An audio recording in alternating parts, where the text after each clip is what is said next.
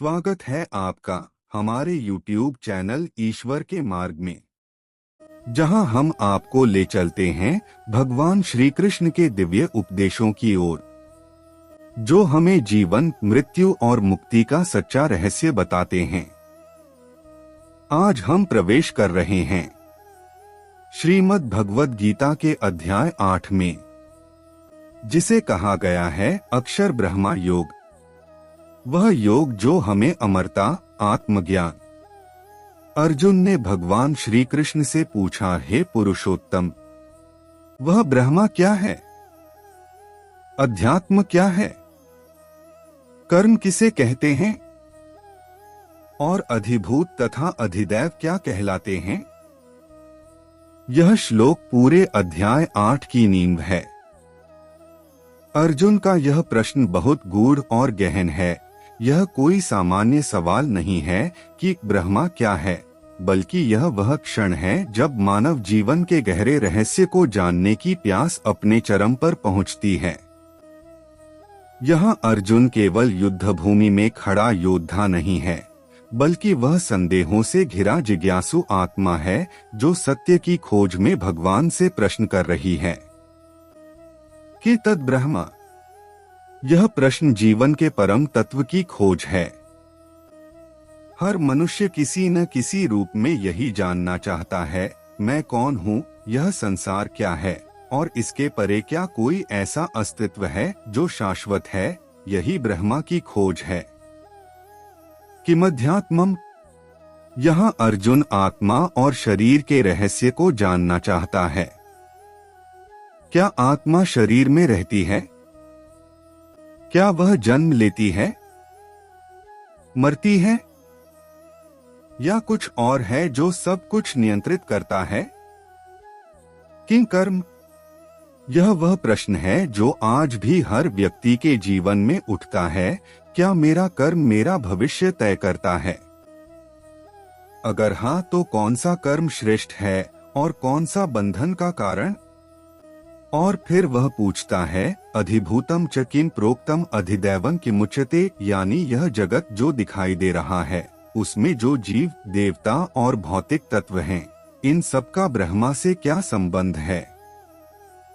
इन प्रश्नों के माध्यम से अर्जुन हम सबकी ओर से भगवान से पूछ रहा है।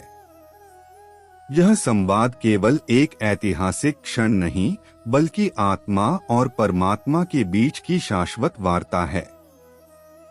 भगवान चाहते थे कि मनुष्य अपनी सीमित दृष्टि से बाहर निकले और जीवन को केवल शरीर, धन या सफलता तक न देखे, बल्कि उसके पीछे के अदृश्य नियंता को समझे। सच्चा अध्यात्म प्रश्न से शुरू होता है। जब तक मनुष्य प्रश्न नहीं करेगा, जब तक वह यह नहीं पूछेगा कि मैं कौन हूँ, भगवान कौन है, मृत्यु के बाद क्या है, तब तक उसे सत्य का दर्शन नहीं होगा। अर्जुन का यह प्रश्न जीवन में जिज्ञासा की पवित्रता का प्रतीक है। भगवान श्री कृष्ण भी इसी कारण इस अध्याय में आगे आने वाले श्लोकों में इतनी गहराई से उत्तर देते हैं कि मृत्यु, आत्मा, ब्रह्मा, स्मरण, योग और मोक्ष, इन सबका रहस्य एक साथ प्रकट हो जाता है। यहाँ से हमें यह शिक्षा मिलती है कि जो भी मनुष्य सच्चे भाव से, अहंकार रहित होकर भगवान से प्रश्न करता है, उसे उत्तर अवश्य मिलता है। भगवान किसी से भेदभाव नहीं करते। वे हर उस व्यक्ति को ज्ञान देते हैं जो विनम्रता से पूछता है।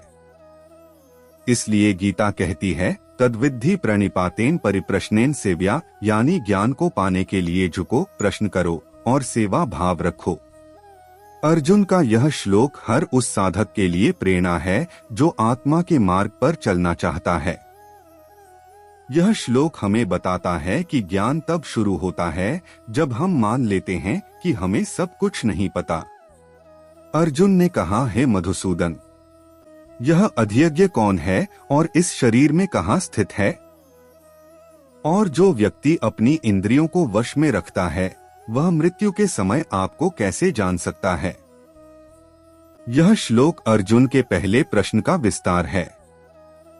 जब उसने ब्रह्मा, अध्यात्म और कर्म के विषय में पूछा, तब उसे एक और बात की जिज्ञासा हुई, अधियज्ञ अर्थात वह परम सत्ता जो यज्ञ के रूप में सबके भीतर स्थित है। यह प्रश्न साधारण नहीं है।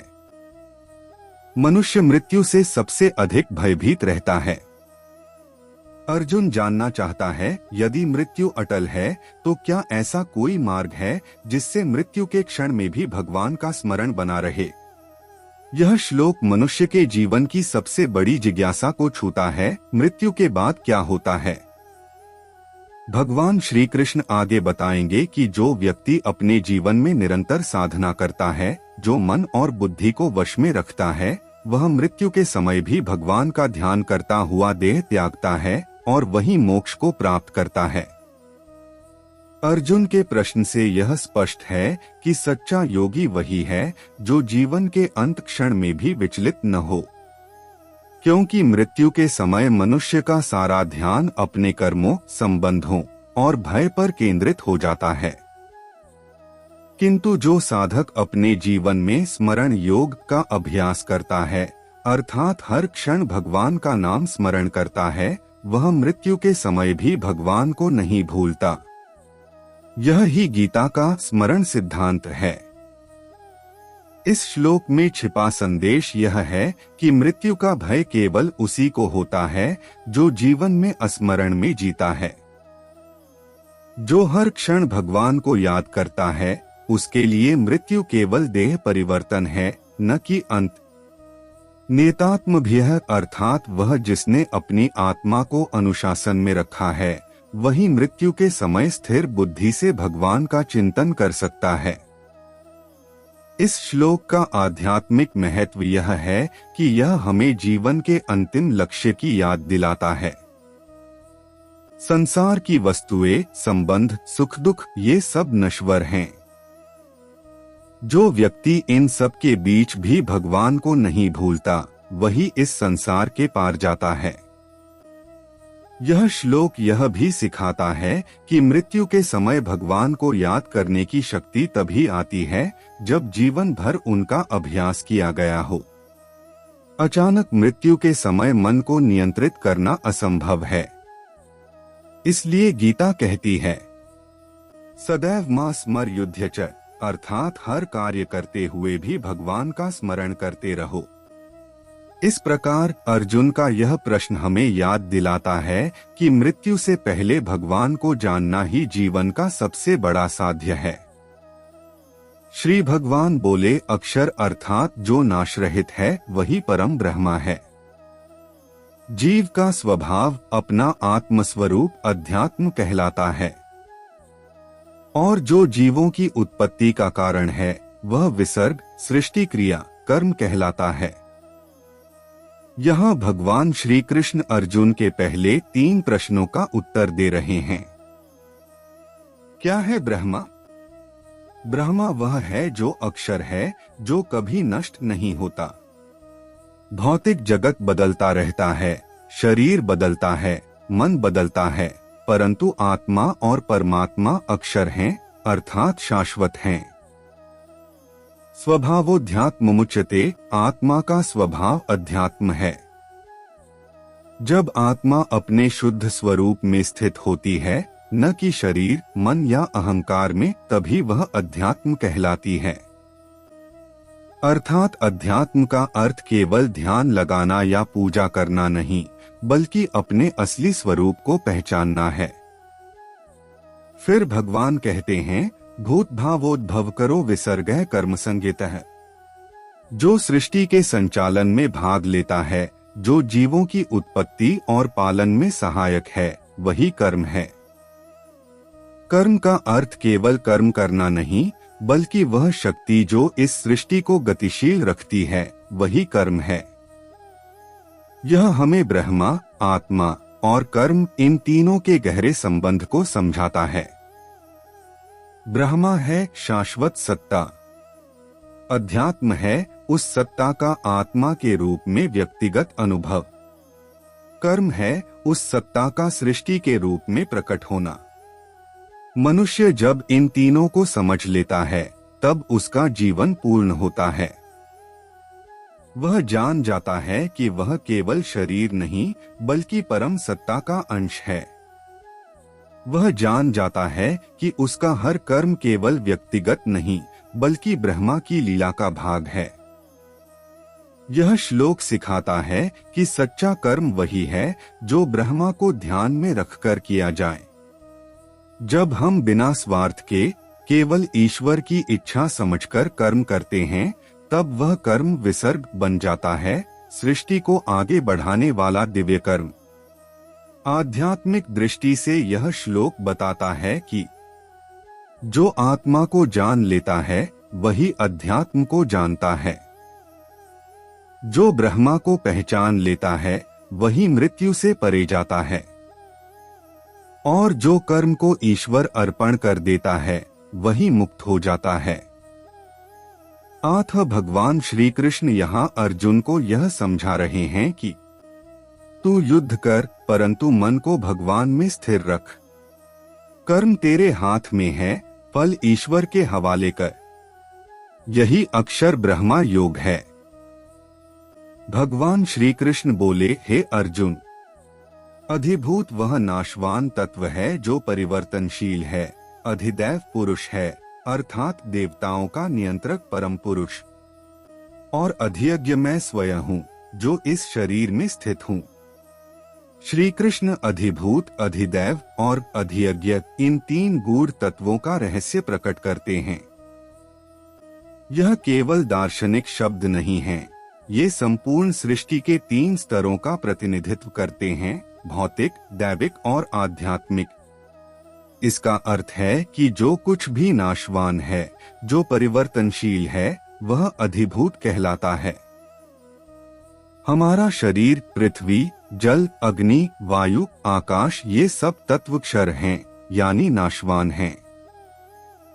मनुष्य जिस पर गर्व करता है, धन, सौंदर्य, सत्ता, यह सब अधिभूत क्षेत्र में आता है। भगवान यहाँ स्मरण कराते हैं कि यह संसार क्षणभंगुर है, जो आज है वह कल नहीं रहेगा। अधिदैव वह परम पुरुष है जो इन देव शक्तियों का नियामक है।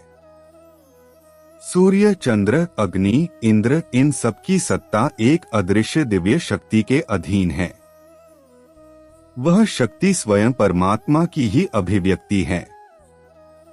इस प्रकार भगवान यह समझा रहे हैं कि सृष्टि का संचालन केवल भौतिक नियमों से नहीं बल्कि दिव्य चेतना से होता है। अधियज्ञों में वात्र देहे देहभृतांवर, यह सबसे रहस्यमय घोषणा है। भगवान कहते हैं, अधियज्ञ मैं स्वयं हूँ जो देह में स्थित हूँ। अर्थात शरीर में जो यज्ञ होता है, श्वास प्रश्वास, कर्म, त्याग, सेवा, इन सबके केंद्र में स्वयं भगवान विराजमान हैं। मनुष्य जब कुछ अच्छा करता है, जब दूसरों के कल्याण के लिए कार्य करता है, तो वास्तव में वह भगवान की सेवा करता है, चाहे उसे इसका ज्ञान हो या न हो। इस श्लोक का आध्यात्मिक अर्थ यह है कि भगवान सर्वव्यापी हैं। वे केवल मंदिरों में नहीं बल्कि हर जीव के शरीर में अधियज्ञ के रूप में विद्यमान हैं। इसका भाव यह है कि हर श्वास, हर कर्म, हर त्याग एक यज्ञ है, यदि वह ईश्वर को समर्पित है। इस शिक्षा का व्यावहारिक अर्थ यह है कि अगर हम अपने कर्मों को भगवान के प्रति समर्पण भावना से करते हैं, तो वही कर्म हमें मुक्त करता है। परंतु यदि हम स्वार्थ, अहंकार या लालच से करते हैं, तो वही कर्म हमें बांधता है। भगवान यह भी बताते हैं कि ब्रह्मांड के तीन स्तर, अधिभूत भौतिक, अधिदैव दैवी, अधियज्ञ आध्यात्मिक, इन तीनों में वे स्वयं व्याप्त हैं। इससे यह सिद्ध होता है कि ईश्वर कहीं बाहर नहीं बल्कि हर स्तर पर उपस्थित हैं। यह श्लोक हमें यह अनुभव कराता है कि ईश्वर केवल उपासना का विषय नहीं बल्कि जीवन की हर क्रिया में सहभागी हैं। जब मनुष्य इस सत्य को समझ लेता है, तो उसका हर कर्म पूजा बन जाता है, हर कार्य भक्ति का रूप ले लेता है।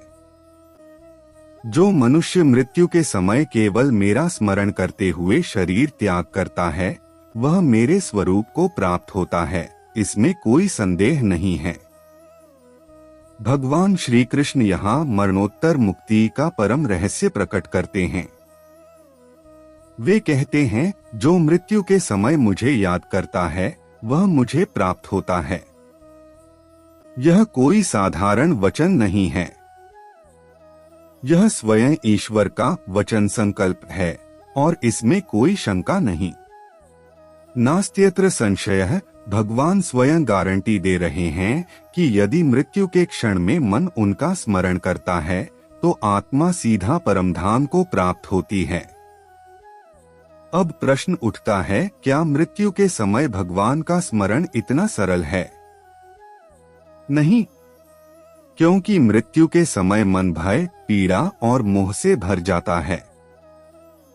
जो व्यक्ति जीवन भर संसार में लिप्त रहा उसके लिए मृत्यु के क्षण में ईश्वर का स्मरण करना असंभव होता है, लेकिन जो जीवन भर स्मरण का अभ्यास करता है उसके लिए यह सहज होता है। इसलिए भगवान आगे कहते हैं, सदैव मां स्मर युध्य च, गीता 8.7, यानी हर कार्य करते हुए मेरा स्मरण करो। यदि मनुष्य रोज के कर्मों में भी भगवान को याद करता रहे तो मृत्यु का क्षण भी उसके लिए भय का नहीं बल्कि मुक्ति का क्षण बन जाता है। यह श्लोक हमें यह सिखाता है कि मृत्यु भय नहीं, अवसर है। यह अवसर है अपने वास्तविक घर लौटने का, जहां से हम आए हैं। ईश्वर की स्मृति हमें उस मार्ग पर ले जाती है। अभिप्रिय अर्थ में यह श्लोक जीवन की सबसे गहरी सच्चाई बताता है कि जीवन का मूल्य उसके अंत से तय नहीं होता बल्कि उस अंत क्षण में किसका स्मरण है उससे तय होता है। यदि उस क्षण मन भगवान में लीन है तो वही जीवन सफल है। व्यावहारिक दृष्टि से यह श्लोक स्मरण योग की शिक्षा देता है। स्मरण योग का अर्थ है जीवन के हर क्षण में, हर परिस्थिति में, हर क्रिया में ईश्वर को याद रखना। भोजन करते समय, काम करते समय, दूसरों से बात करते समय, हर स्थिति में ईश्वर का स्मरण मन में धारण करना। जब यह अभ्यास गहरा हो जाता है तब मृत्यु के क्षण में मन स्वतः उसी दिशा में जाता है। जैसे जल अपने स्रोत की ओर बहता है वैसे ही साधक की चेतना मृत्यु के समय परमात्मा की ओर प्रवाहित हो जाती है। इसलिए यह श्लोक केवल मृत्यु की बात नहीं करता, यह जीवन के हर क्षण को पवित्र करने का मार्ग बताता है। यह कहता है, जो जीवन भगवान में बिताया जाता है वही मृत्यु में मोक्ष देता है। हे कौन्तेय अर्जुन, जो व्यक्ति जिस भाव को स्मरण करता हुआ मृत्यु के समय शरीर त्यागता है वह उसी भाव को प्राप्त होता है, क्योंकि वह जीवन भर उसी भाव में रमा रहता है। मृत्यु के समय की चेतना ही अगले जन्म या मुक्ति की दिशा तय करती है। भगवान श्री कृष्ण कहते हैं कि जो भाव मृत्यु के क्षण में मन में होगा वही आत्मा को आगे ले जाएगा। अगर उस समय मन संसार, मोह, क्रोध, लोभ में फंसा होगा तो आत्मा पुनः उसी संसार में जन्म लेगी। लेकिन अगर उस क्षण मन ईश्वर में लीन होगा तो आत्मा परमधाम को जाएगी। यह स्मरण का नियम सृष्टि का एक गुप्त तत्व है। मृत्यु केवल शरीर का अंत है, परंतु आत्मा उस दिशा में जाती है जहां उसका मन ले जाता है। इसलिए साधक का संपूर्ण जीवन इसी अभ्यास पर केंद्रित होना चाहिए कि उसकी चेतना सदैव शुद्ध ईश्वर स्मरण में स्थिर रहे। यहाँ भगवान यह भी स्पष्ट करते हैं कि मृत्यु के क्षण का भाव सहज नहीं बनता, वह उसी दिशा में होता है जिसमें मनुष्य जीवन भर सोचता और जीता है। यदि जीवन भर मनुष्य भगवान का नाम जपे, सेवा करे, सच्चाई और प्रेम में रहे तो मृत्यु में भी वही भाव उठेगा। अर्थात यह श्लोक कहता है, जैसा जीवन वैसी मृत्यु, जैसा भाव वैसा परिणाम। आध्यात्मिक रूप से इसका अर्थ यह है कि मनुष्य का मन उसका सबसे बड़ा साधन भी है और बंधन भी। जो अपने मन को ईश्वर की ओर लगाता है वह मुक्त होता है। जो उसे विषयों में उलझा देता है वह बार बार जन्म लेता है। इस श्लोक की शिक्षा यह है कि मृत्यु को नियंत्रित करने का एकमात्र उपाय है जीवन को नियंत्रित करना। जो व्यक्ति आज अपने विचारों, कर्मों और भावनाओं को शुद्ध कर लेता है वही मृत्यु के समय भी शांत और दिव्य बना रहता है।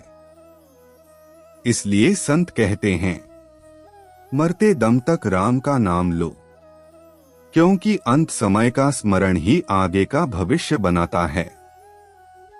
यह श्लोक हमें यह याद दिलाता है कि जीवन क्षणभंगुर है पर स्मरण अमर है। जो मनुष्य अपने हृदय में भगवान की उपस्थिति स्थापित कर लेता है वह मृत्यु के समय भी उस स्मृति को नहीं खोता। उसकी आत्मा फिर उसी ज्योति में विलीन हो जाती है जिससे वह निकली थी। इसलिए हे अर्जुन, तू हर समय मेरा स्मरण कर और युद्ध भी करता रह। मन और बुद्धि को मुझ में अर्पित करके तू निश्चित रूप से मेरे पास ही आएगा, इसमें कोई संदेह नहीं। भगवान श्री कृष्ण इस श्लोक में जीवन के सबसे बड़े रहस्य को उजागर करते हैं, कर्म करते हुए ईश्वर का स्मरण। यहाँ श्री कृष्ण केवल अर्जुन से नहीं बल्कि हम सब से कह रहे हैं, हे मानव, तेरा कर्तव्य जो भी हो उसे करते हुए भी तू मेरा स्मरण कर, क्योंकि सच्चा योग वही है जिसमें कर्म और भगवान दोनों जुड़े हों। दो मुख्य तत्व हैं, एक मामनुस्मर अर्थात हर क्षण भगवान का स्मरण करना, दो युध्यच अर्थात अपने कर्तव्य का पालन करना। ये दोनों मिलकर जीवन के द्वार खोलते हैं जहां कर्म भी चलता रहता है और आत्मा भी शुद्ध होती रहती है। कर्म और स्मरण का अद्भुत संतुलन। अक्सर लोग सोचते हैं कि अगर हमें ईश्वर का स्मरण करना है तो सब कुछ छोड़कर भक्ति में लगना पड़ेगा, लेकिन श्री कृष्ण का संदेश इससे बिल्कुल अलग है। वह कहते हैं, अर्जुन, तू युद्ध कर क्योंकि युद्ध तेरा धर्म है, लेकिन साथ ही हर क्षण मेरा स्मरण रख। इसका अर्थ है कि भक्ति और कर्म दो अलग राह नहीं हैं, बल्कि एक दूसरे को पूर्ण करते हैं। ईश्वर का स्मरण किसी एकांत स्थान या मठ में बैठने से ही नहीं होता, बल्कि मन की एकाग्रता और समर्पण से होता है।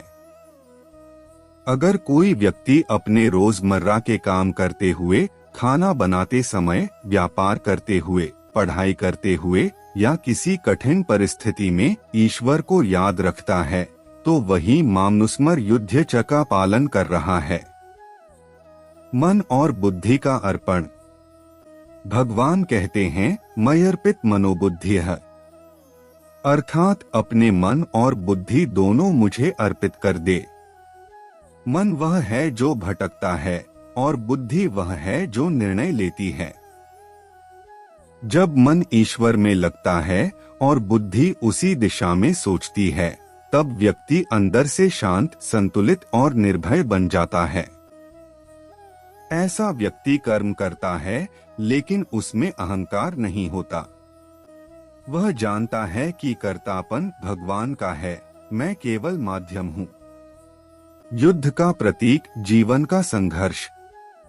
अर्जुन का युद्ध केवल कुरुक्षेत्र का युद्ध नहीं है। यह हमारे भीतर का मोह, क्रोध, लोभ और अहंकार से लड़ाई का प्रतीक है। हर व्यक्ति अपने जीवन में किसी न किसी रूप में युद्ध कर रहा है, कभी परिस्थिति से, कभी दुख से, कभी अपने विचारों से।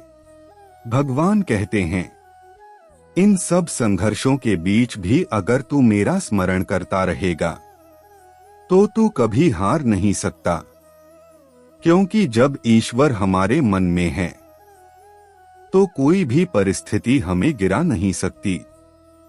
स्मरण का प्रभाव, अंत समय की तैयारी। भगवान अगले श्लोकों 8.8 और आगे में कहते हैं कि जो मनुष्य मृत्यु के समय भगवान का स्मरण करता है वह उसी को प्राप्त होता है।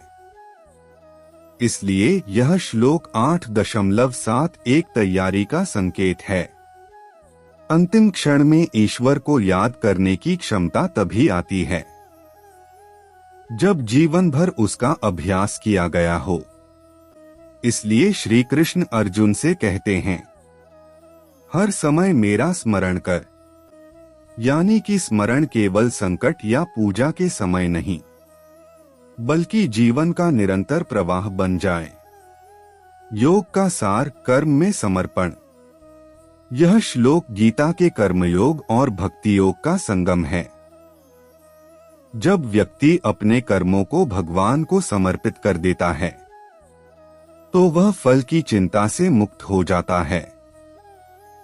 फिर वह कर्म करता है लेकिन मन शांत रहता है। यह स्थिति ही योगस्थः कुरु कर्माणि। जीवन का रहस्य करता नहीं, साक्षी बनो। जब हम हर कर्म में ईश्वर का स्मरण करते हैं तो धीरे धीरे हमारा मैं करता हूं वाला भाव मिटता है। फिर व्यक्ति साक्षी बन जाता है। वह देखता है कि सब कुछ भगवान की इच्छा से हो रहा है।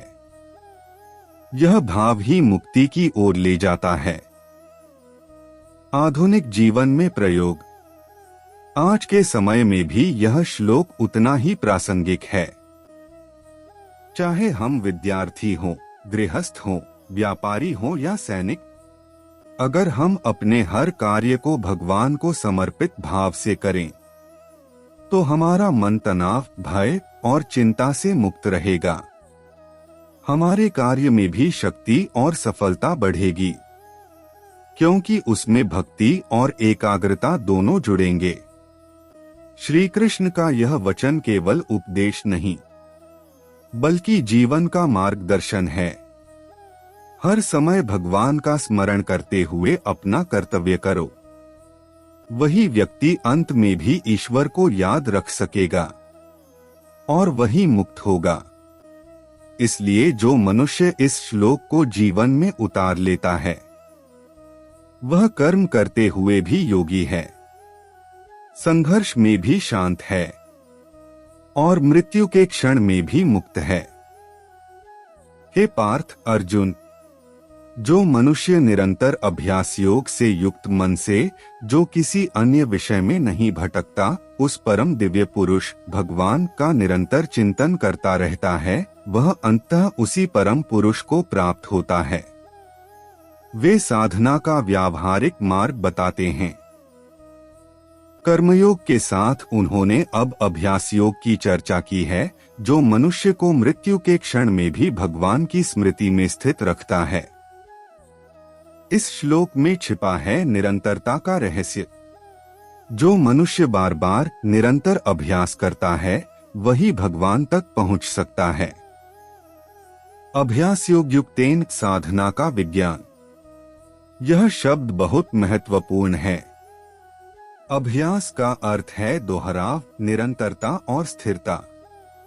योगयुक्तेन का अर्थ है ईश्वर में एकाग्र होकर। भगवान कहते हैं कि केवल एक बार या कभी कभी ईश्वर का स्मरण करने से मुक्ति नहीं होती, बल्कि मन को निरंतर अभ्यास से ईश्वर में स्थिर करना पड़ता है। जैसे जल की धारा को यदि एक दिशा में मोड़ दिया जाए तो वह गहराई तक जाती है, वैसे ही मन को अगर निरंतर ईश्वर की ओर प्रवाहित किया जाए तो वह ब्रह्मा के सागर में विलीन हो जाता है। यहाँ भगवान कह रहे हैं कि अभ्यास योग से युक्त और नान्यगामिन, कहीं और न जाने वाला चित्त अंततः परम पुरुष को प्राप्त होता है। मन की चंचलता और अभ्यास की शक्ति। मन स्वभाव से चंचल है, वह कभी अतीत में कभी भविष्य में भटकता है। इसीलिए श्री कृष्ण कहते हैं, अभ्यासेन तु कौन्तेय वैराग्येन च गृह्यते। अध्याय 6 श्लोक 35। अभ्यास और वैराग्य से मन को जीता जा सकता है। यहाँ भी वही सिद्धांत दोहराया गया है। मन को वश में करने का एकमात्र उपाय है अभ्यास, क्योंकि एक बार का स्मरण अस्थायी होता है, पर निरंतर अभ्यास मन को स्थिर कर देता है। जैसे एक संगीतज्ञ रोज अभ्यास करता है तो सुर अपने आप में समा जाते हैं, वैसे ही जो साधक रोज ईश्वर का चिंतन करता है उसके मन में दिव्यता की ध्वनि बस जाती है। जिसका मन किसी अन्य विषय की ओर नहीं जाता। मनुष्य का मन सैकड़ों विषयों में दौड़ता है। इच्छाएं, भय, मोह, प्रतिष्ठा, परिवार, संपत्ति, सफलता, इन सब में उलझकर मन बिखर जाता है। भगवान कहते हैं, अगर तू मन को बार बार खींचकर एक ही दिशा में रखेगा मेरे चिंतन में, तो धीरे धीरे वह नान्यगामिन बन जाएगा, यानी अन्य विषयों से दूर, केवल मुझ में स्थिर। यह अवस्था ध्यान की परिपक्वता है। जब मन किसी और ओर नहीं भागता, तब वह भीतर के दिव्य पुरुष से मिलन करता है। परम पुरुषं दिव्यं कौन है? वह परम पुरुष। यहाँ परम पुरुष का अर्थ है भगवान स्वयं, सच्चिदानंद स्वरूप ब्रह्मा। वह जो नाशरहित है, जो सबका कारण है, जो सब प्राणियों के भीतर व्याप्त है। श्री कृष्ण यहाँ अर्जुन से कह रहे हैं कि जो साधक इस परम पुरुष का निरंतर चिंतन करता है वह अंत में उसी में विलीन हो जाता है। यह विलीन होना मृत्यु नहीं बल्कि मोक्ष है, जहाँ आत्मा अपनी मूल अवस्था परमात्मा से एक हो जाती है। अभ्यास योग की आवश्यकता, जीवन और मृत्यु का संगम।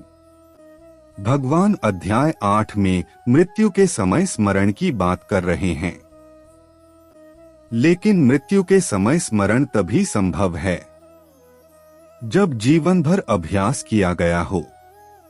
अगर मनुष्य ने जीवन में कभी ईश्वर का नाम नहीं लिया, तो मृत्यु के समय उसका चित्त भय, दुख या आसक्ति में रहेगा। पर जिसने प्रतिदिन थोड़े समय भी ईश्वर का नाम जपा, भगवान के रूप का ध्यान किया, उसका मन अंत समय में स्वाभाविक रूप से उसी में स्थिर हो जाता है।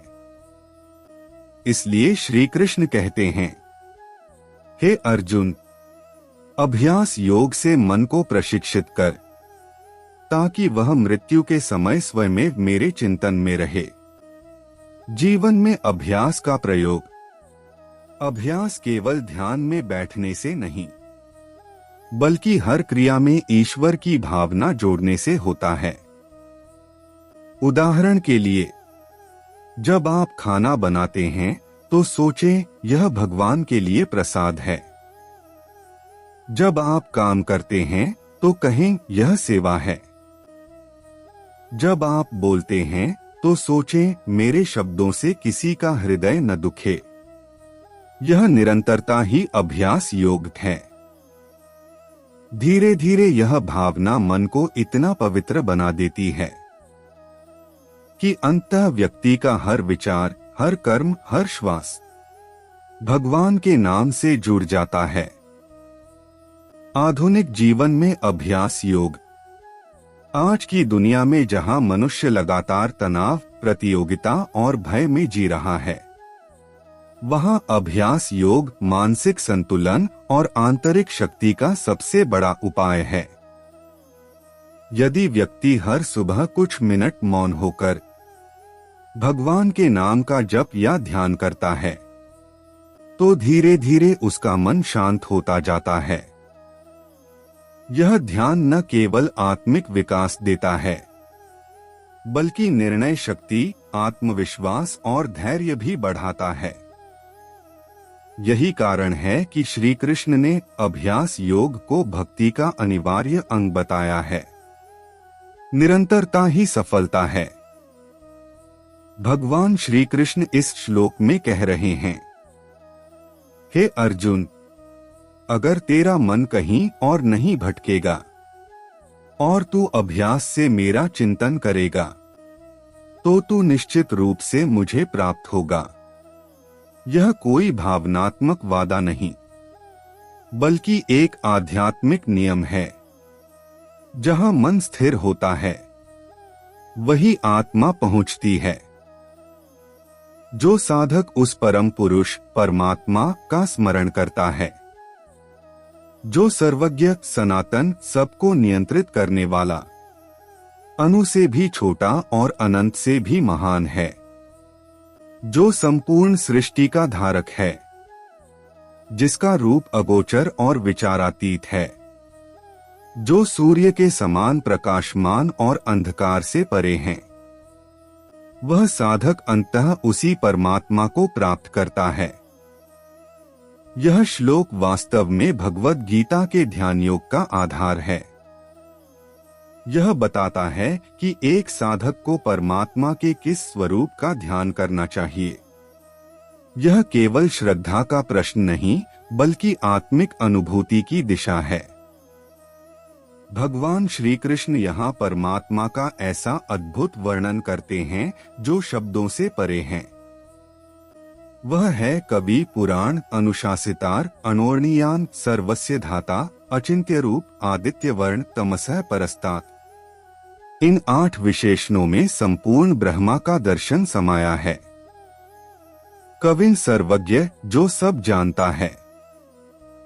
कवि शब्द यहाँ कवि के सामान्य अर्थ में नहीं, बल्कि सर्वज्ञ, सबका दृष्टा, सबका जानने वाला के अर्थ में है। परमात्मा वह है जो समय, स्थान, मन और भावना सबके भीतर विद्यमान है और सबका ज्ञाता है। मनुष्य का ज्ञान सीमित है, वह केवल जो सामने है वही देखता है।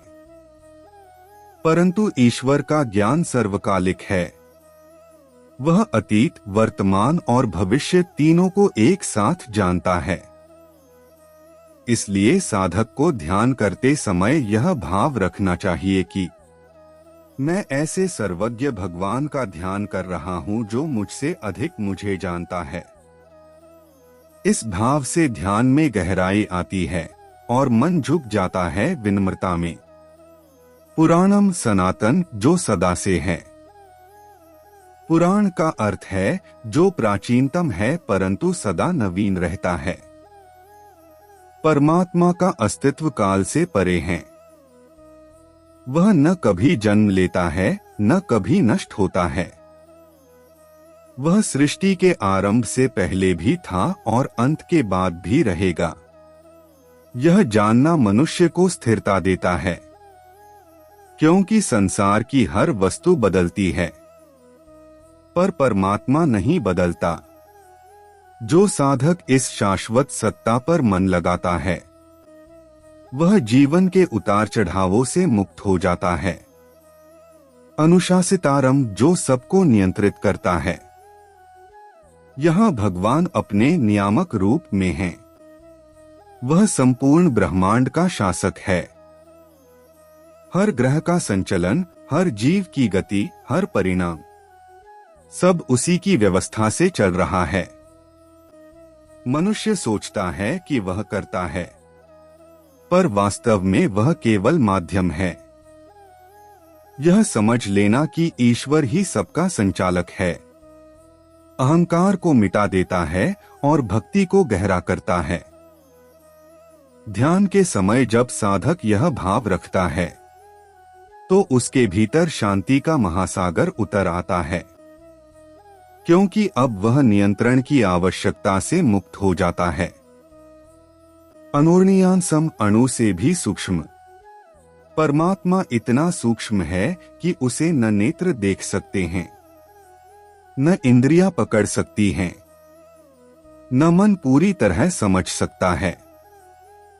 वह हर परमाणु, हर अंश, हर श्वास में विद्यमान है। यहाँ भगवान यह बता रहे हैं कि ईश्वर किसी विशेष स्थान पर सीमित नहीं है, वह तो हर अंश में व्याप्त है।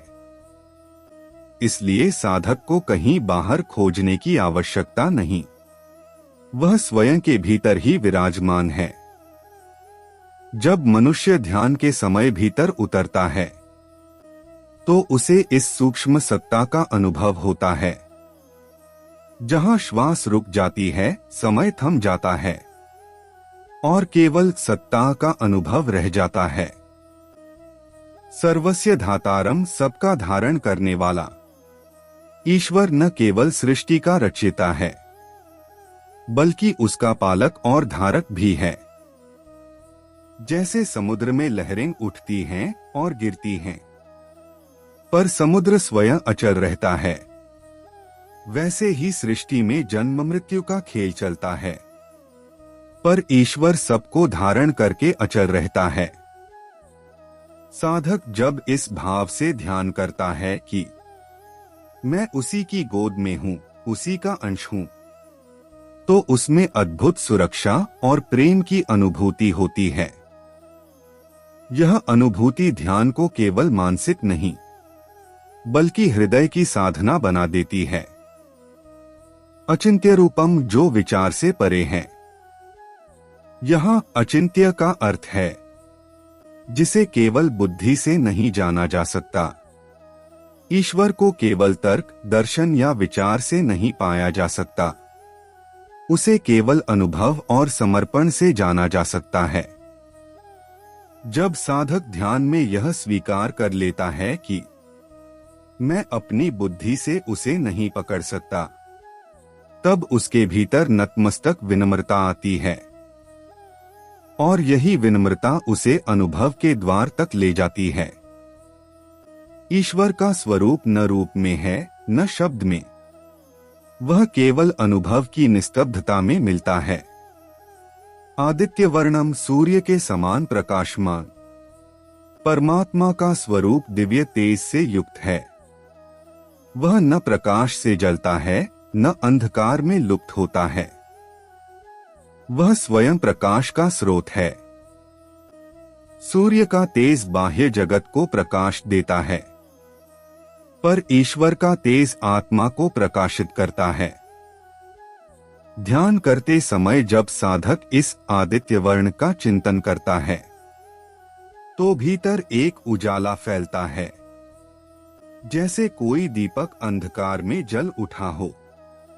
वह प्रकाश किसी दिशा का नहीं बल्कि स्वप्रकाश है, आत्मा की दीप्ति। तमसः परस्तात्, अंधकार से परे। यह अंतिम विशेषण सबको जोड़ देता है। तमस का अर्थ है अज्ञान, भय, मोह, भ्रम। ईश्वर इस सब के पार है। जो ध्यान में उस तक पहुंचता है वह अंधकार से मुक्त होकर ज्ञान और शांति में प्रवेश करता है। मृत्यु का भय, असफलता का डर, जीवन का दुख, ये सब तमस के रूप हैं। जब साधक उस तमसः परस्तात् अवस्था में जाता है तो उसे कुछ छू नहीं सकता। वह जान लेता है मैं शरीर नहीं, आत्मा हूं, और आत्मा उस प्रकाश का अंश है जो कभी नहीं बुझता। ध्यान की दिशा, यह श्लोक क्या सिखाता है? भगवान श्री कृष्ण इस श्लोक में ध्यान का आदर्श रूप देते हैं।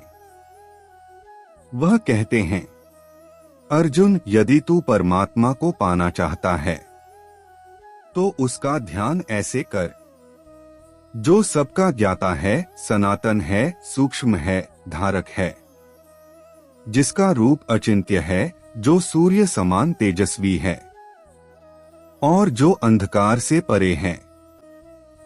यह ध्यान किसी कल्पना पर नहीं बल्कि सत्य की अनुभूति पर आधारित है। ऐसे ध्यान से मन धीरे धीरे भीतर उतरता है। और साधक आत्मा के साथ एक हो जाता है। परमात्मा का ध्यान, आत्मा की जागृति। यह श्लोक केवल ध्यान की विधि नहीं, बल्कि भगवान के स्वरूप का दर्शन है। जो साधक इस प्रकार ईश्वर का स्मरण करता है, वह न केवल मृत्यु के समय, बल्कि जीवन में ही मुक्त हो जाता है। जो अंधकार से परे सूर्य समान प्रकाश को देख लेता है, वह फिर इस संसार के बंधन में नहीं लौटता। अतः यह श्लोक हमें सिखाता है, ईश्वर न कहीं बाहर है, न केवल मंदिरों में। वह हर अणु में, हर चेतना में, हर धड़कन में दिव्य प्रकाश के रूप में विद्यमान है। साधना का सार यही है कि मनुष्य उस प्रकाश को पहचान ले, जो पहले से उसके भीतर जल रहा है। भगवान श्री कृष्ण उस परम पद का परिचय दे रहे हैं, जिसे प्राप्त करने की साधना हर वेद, हर ऋषि, हर योगी का लक्ष्य रही है। श्री कृष्ण कहते हैं, यदक्षरं वेदविदो वदन्ति। वेद के ज्ञाता जिसे अक्षर कहते हैं, वह कोई शब्द नहीं, कोई प्रतीक नहीं, बल्कि वह है जो कभी नष्ट नहीं होता। अक्षर शब्द का अर्थ है जो क्षर नहीं होता, अर्थात जो नाशवान नहीं है। यह संसार क्षर है, इसमें सब बदलता है, शरीर, नाम, धन, संबंध, यहाँ तक कि विचार भी। परंतु एक सत्ता है जो इन सब के पीछे सदैव एक समान रहती है, वही है अक्षर ब्रह्म। वेद विद्वान जिसे ओंकार के रूप में जानते हैं, वह इसी अक्षर ब्रह्मा का प्रतीक है।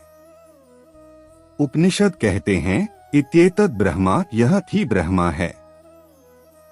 यह अक्षर कोई ध्वनि मात्र नहीं, बल्कि संपूर्ण सृष्टि का मूल स्पंदन है। जब हम का जप करते हैं, तो हम उस परम सत्य की लय में प्रवेश करते हैं, जो सृष्टि के आरंभ से पहले भी था और अंत के बाद भी रहेगा। श्री कृष्ण आगे कहते हैं, विशन्ति यद्यत्यो वितरागाः। वह परम तत्व केवल वेदज्ञों का बौद्धिक विषय नहीं है, बल्कि अनुभव का विषय है। जो योगी वीतराग हैं, जिनके मन में न तो आसक्ति है, न द्वेष, न कामना, वही उस परम तत्व में प्रवेश करते हैं। क्योंकि ईश्वर में प्रवेश तब संभव है जब मन शुद्ध हो, जब भीतर कोई तरंग नहीं उठती, कोई इच्छा नहीं बचती। जिसे कुछ चाहिए नहीं, वही सब पा लेता है, क्योंकि वह अपने भीतर के अक्षर ब्रह्मा को जान लेता है। वीतराग होने का अर्थ है संसार से भागना नहीं, बल्कि संसार में रहकर भी उससे मुक्त रहना। जैसे कमल का फूल पानी में खिलता है, पर पानी उसे भिगो नहीं पाता, वैसे ही वितराग योगी संसार में रहते हुए भी संसार में नहीं फंसते। उनका मन स्थिर, शांत और ईश्वर में स्थायी होता है। फिर भगवान कहते हैं, यदिच्छन्तो ब्रह्मचर्यं चरन्ति। जो उस अक्षर पद की इच्छा करते हैं, वे ब्रह्मचर्य का पालन करते हैं। यहाँ ब्रह्मचर्य केवल देह संयम नहीं है, इसका गहरा अर्थ है ब्रह्मा में चरना, यानी जीवन का हर क्षण ब्रह्मा के चिंतन में व्यतीत करना। जो व्यक्ति अपने विचारों, कर्मों और इंद्रियों को ब्रह्म स्मरण में लगाए रखता है, वही सच्चा ब्रह्मचारी है। वह केवल बाहरी संयम नहीं रखता, बल्कि भीतर की वासनाओं को शांत करता है। इसलिए भगवान कहते हैं, तत्ते पदं संग्रहेण प्रवक्ष्ये। हे अर्जुन, मैं अब उस परम पद को तुझे संक्षेप में बताऊंगा। यह वह पद है जहां पहुंचकर मनुष्य पुनः जन्म मरण के चक्र में नहीं पड़ता। यह वही अवस्था है जिसे योगी कैवल्य, ज्ञानी ब्रह्मानुभव और भक्त भगवान से मिलन कहते हैं।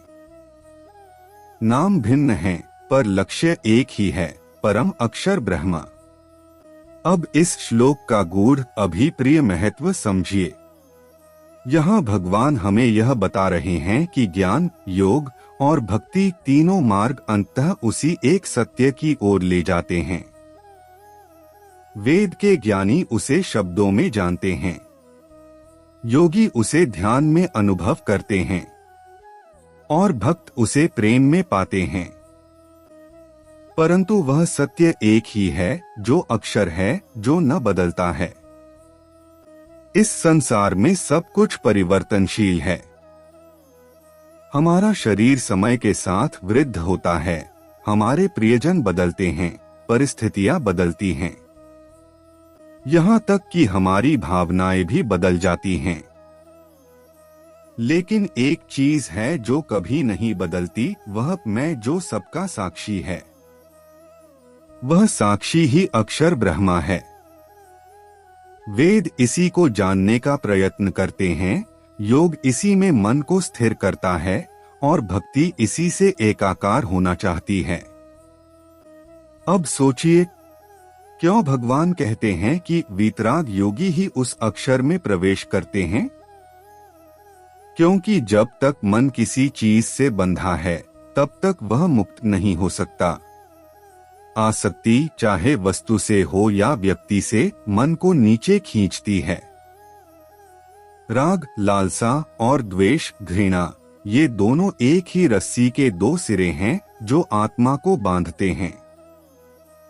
जब ये टूट जाते हैं, तब आत्मा उड़ान भर सकती है उसी अक्षर ब्रह्मा की ओर। ब्रह्मचर्य का यहाँ एक और गहरा अर्थ है। यह केवल शरीर के संयम तक सीमित नहीं, बल्कि ऊर्जा के संरक्षण और उसे ईश्वर की ओर मोड़ने की प्रक्रिया है।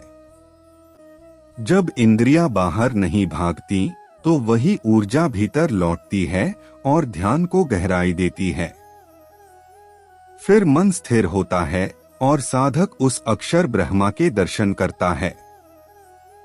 जीवन में स्थिरता, संयम और वैराग्य आवश्यक हैं। यदि हम हर दिन थोड़ा समय ध्यान, जप या मौन में बिताएं, तो धीरे धीरे मन शुद्ध होता है और हमें अपने भीतर की दिव्यता का अनुभव होने लगता है। भगवान श्री कृष्ण यहाँ अर्जुन से यह नहीं कह रहे कि युद्ध छोड़ दे, बल्कि यह सिखा रहे हैं कि जीवन के कर्मों के मध्य भी ईश्वर का चिंतन संभव है। अक्षर ब्रह्मा बाहर नहीं, बल्कि भीतर है। और जो व्यक्ति अपने भीतर उस अचल सत्ता को जान लेता है, वह अमरता को प्राप्त करता है। सार, यह श्लोक हमें 3 महान संदेश देता है। एक, ज्ञान जो वेदों में है, वह अक्षर ब्रह्मा जो शाश्वत है। 2, योग जो साधक के ध्यान में प्रकट होता है, वही अक्षर ब्रह्मा। 3, भक्ति जो प्रेम में अनुभव होता है, वही अक्षर ब्रह्मा। तीनों मार्ग एक ही सत्य की ओर ले जाते हैं।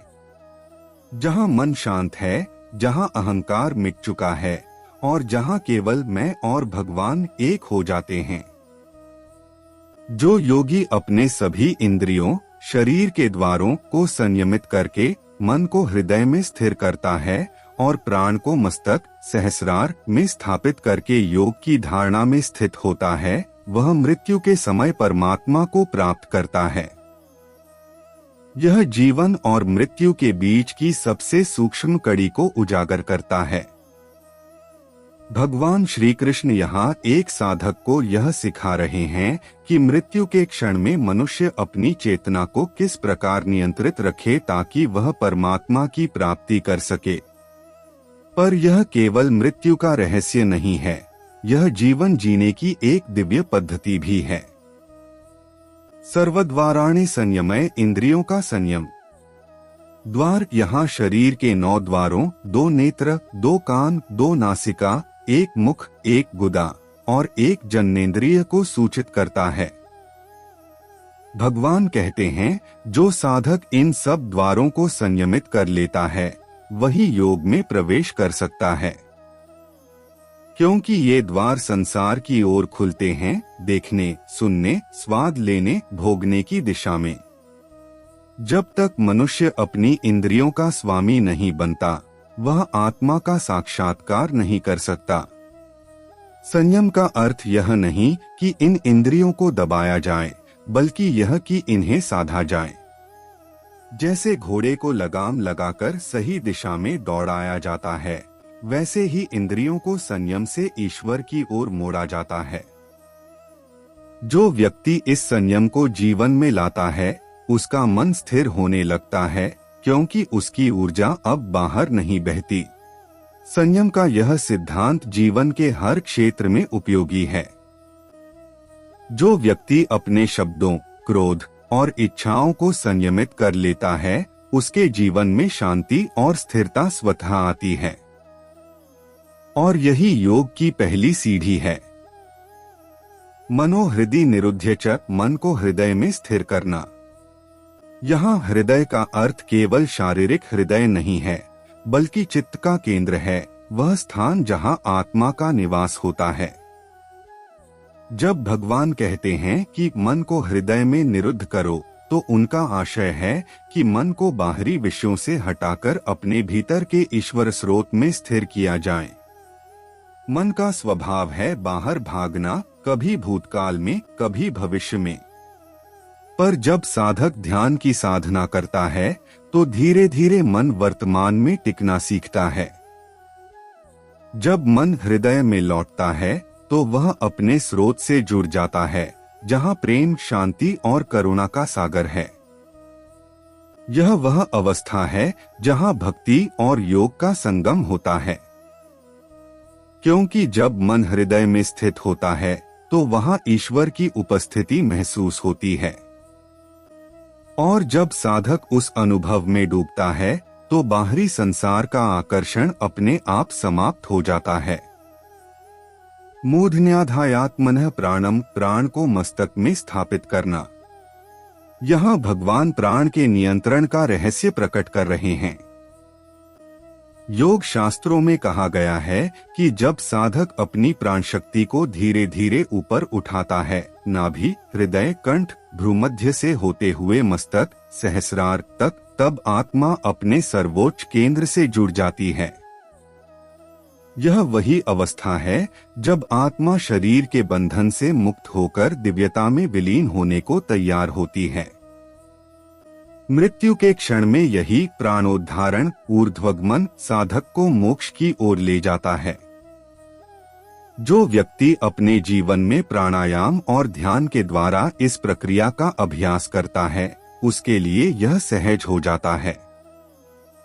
जबकि जो व्यक्ति मन को कभी संयमित नहीं करता, उसके लिए यह असंभव होता है। यह प्रक्रिया केवल मृत्यु के लिए नहीं है। जब हम ध्यान में बैठते हैं और अपनी चेतना को ऊपर उठाते हैं, तो हमें वही शांति और प्रकाश अनुभव होता है जो योगी मृत्यु के समय अनुभव करते हैं। इसलिए श्री कृष्ण यहाँ मृत्यु नहीं, बल्कि मुक्ति की साधना सिखा रहे हैं। केवल एक ध्वनि नहीं है, बल्कि सृष्टि का मूल स्पंदन है। वेदों में कहा गया है, इत्येतदक्षरं इदं सर्वं, यह संपूर्ण ब्रह्मांड उसी से उत्पन्न हुआ है। जब ब्रह्मा ने इच्छा की मैं अनेक हो जाऊं, उसी क्षण प्रथम ध्वनि गूंजी। इससे ही आकाश, वायु, अग्नि, जल, पृथ्वी और फिर संपूर्ण सृष्टि प्रकट हुई। इसलिए को प्रणव कहा गया है, जो आगे बढ़ाता है, जो चेतना को ऊर्ध्व दिशा में ले जाता है। यह केवल ध्वनि नहीं, बल्कि चेतना की तरंग है। जो साधक का जप करता है, उसका मन धीरे धीरे शांति में उतरता है और भीतर वही ब्रह्मा प्रकाशित होने लगता है जिससे सृष्टि निकली है। भगवान श्री कृष्ण यहाँ यह कहते हैं कि यदि कोई साधक अपने शरीर के अंतिम क्षण में भी का जप करता है, तो वह उसी ब्रह्मा में लीन हो जाता है जहाँ से वह आया था, क्योंकि की कंपन शक्ति आत्मा को सीधा उसके स्रोत तक पहुँचा देती है। ईश्वर का स्मरण और उच्चारण का संगम। यहाँ केवल कहना पर्याप्त नहीं है। भगवान कहते हैं, माम अनुस्मरण, अर्थात मेरा स्मरण करता हुआ। इसका अर्थ है, जब साधक का उच्चारण करता है तो उसका मन भगवान में लीन होना चाहिए। सिर्फ शब्द कहना नहीं, बल्कि भाव से कहना आवश्यक है, क्योंकि शब्द से स्वर उत्पन्न होता है, पर भाव से शक्ति उत्पन्न होती है। जब कोई व्यक्ति भावपूर्वक का उच्चारण करता है तो वह ध्वनि केवल उसके होठों से नहीं निकलती, वह हृदय से उठकर आत्मा को स्पर्श करती है। उस क्षण साधक और ईश्वर के बीच कोई दूरी नहीं रहती। इसलिए श्री कृष्ण यहाँ यह कह रहे हैं, केवल जप नहीं, स्मरण भी रखो। जब जप और स्मरण मिलते हैं तभी नाम साकार हो जाता है, और यही नाम साधक को परम गति तक ले जाता है। मृत्यु नहीं, मिलन। अब भगवान कहते हैं, जो व्यक्ति का जप करते हुए मन में भगवान का स्मरण रखते हुए शरीर त्यागता है, वह परम गति को प्राप्त करता है। परम गति का अर्थ है मुक्ति, अर्थात जन्म मरण के चक्र से पूर्ण मुक्ति। यह मृत्यु को कोई भयावह घटना नहीं बताया गया, बल्कि एक पवित्र यात्रा के रूप में प्रस्तुत किया गया है। मृत्यु का क्षण वह द्वार है जहां से आत्मा अपनी साधना के फल के अनुसार दिशा लेती है। जो व्यक्ति उस समय भौतिक आसक्तियों में उलझा होता है, वह पुनः जन्म के चक्र में आता है। परंतु जो व्यक्ति उस क्षण का स्मरण करता है, उसका मन और प्राण ऊपर उठ जाते हैं और वह सदा के लिए भगवान के साथ एकाकार हो जाता है। जप का विज्ञान, ध्वनि से ध्यान की यात्रा।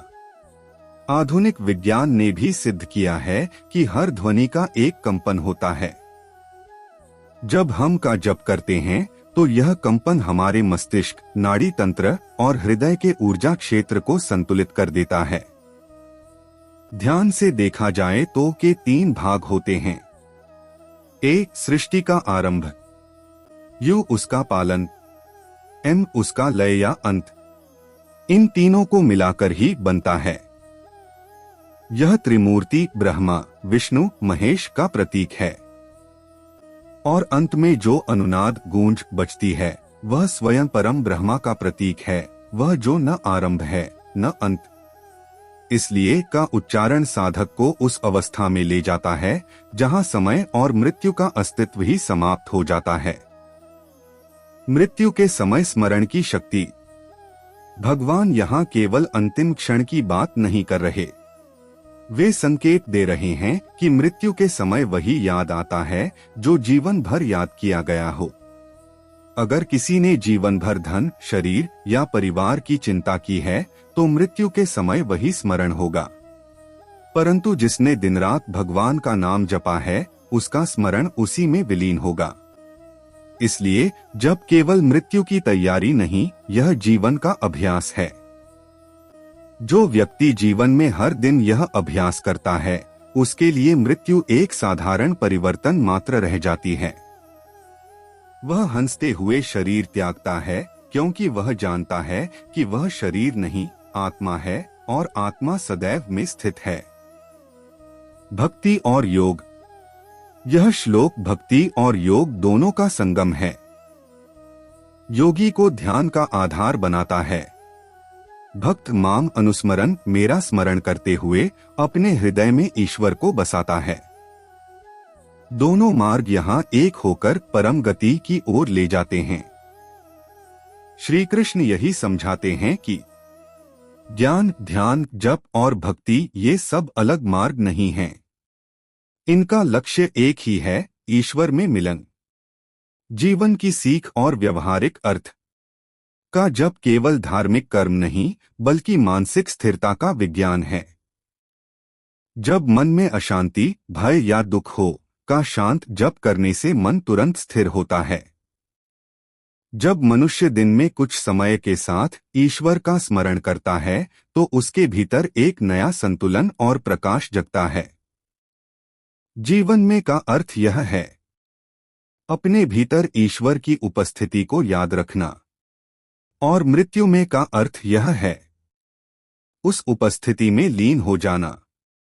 जो व्यक्ति जीवन में और ईश्वर स्मरण की साधना करता है, वह मृत्यु के क्षण में भय से मुक्त रहता है। उसके लिए मृत्यु कोई अंत नहीं, बल्कि अमृत में प्रवेश होती है। उसका सेतु बनता है भौतिक से दिव्य तक, सीमित से अनंत तक। इसलिए भगवान श्री कृष्ण का यह वचन हर साधक के लिए आदेश समान है। का जप करो, ईश्वर को स्मरण करो और उसी में विलीन हो जाओ। भगवान यहाँ उस परम सत्ता की बात कर रहे हैं जो सभी रूपों और नामों से परे हैं, जो न समय से बंधी है न स्थान से। वह शुद्ध चेतना है जो सर्वत्र व्याप्त है, लेकिन इंद्रियों की पहुंच से परे है। यह वही अवस्था है जिसे योगी निर्गुण ब्रह्मा कहते हैं। और जब भक्त उसे अनुभव करता है, वह कह उठता है, यह मेरा परम घर है। परम धाम क्या है? परम धाम कोई स्थान नहीं, यह चेतना की अवस्था है।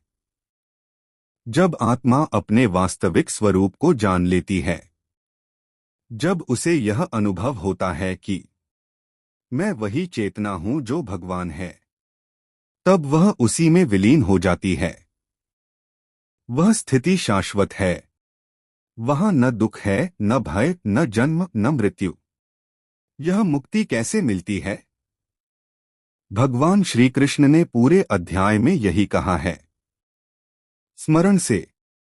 यदि साधक मृत्यु के समय भी अंतकाले चमामे स्मरण 8.5 के अनुसार भगवान को याद करता है, तो वह उसी परम धाम को प्राप्त करता है। यह स्मरण केवल मृत्यु के क्षण का नहीं, जीवन भर के अभ्यास का परिणाम है। जो हर दिन भगवान में लीन रहकर जीता है, उसके लिए परम धाम केवल मृत्यु के बाद नहीं, अभी इसी क्षण में है। व्यावहारिक शिक्षा। मनुष्य की सबसे बड़ी भूल यह है कि वह अपने घर को शरीर समझता है, पर शरीर तो मिट्टी का है। वास्तविक घर तो वही है, तद्धाम परमम्। जीवन का उद्देश्य उस घर को पहचानना है। जब यह पहचान हो जाती है, तो जीवन में हर कार्य भक्ति बन जाता है। और जो इस सत्य को समझ लेता है, वह संसार में रहते हुए भी मुक्त हो जाता है। परमेश्वर का स्वरूप। परह का अर्थ है सबके पार, सबसे श्रेष्ठ। वह पुरुष न शरीर वाला है न इंद्रिय वाला, फिर भी वह सब में विद्यमान है। वह हर कण में चेतना के रूप में उपस्थित है। यह समझना कठिन है, लेकिन भक्ति इसे सहज कर देती है। भक्ति का अर्थ है पूर्ण समर्पण।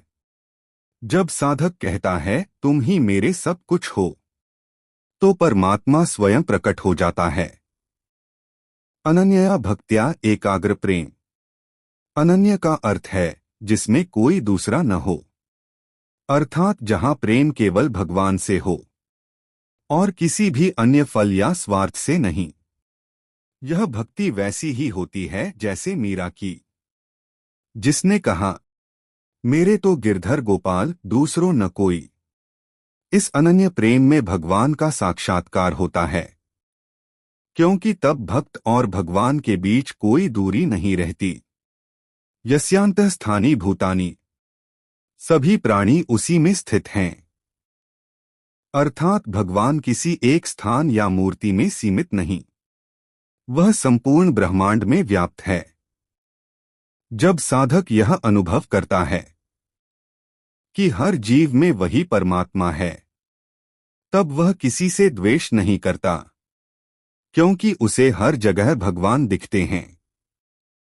भगवान को पाने के लिए ज्ञान, योग या तप आवश्यक नहीं, केवल सच्चा प्रेम और विश्वास आवश्यक है। जो बिना शर्त के भगवान से प्रेम करता है, वह उसे पा लेता है।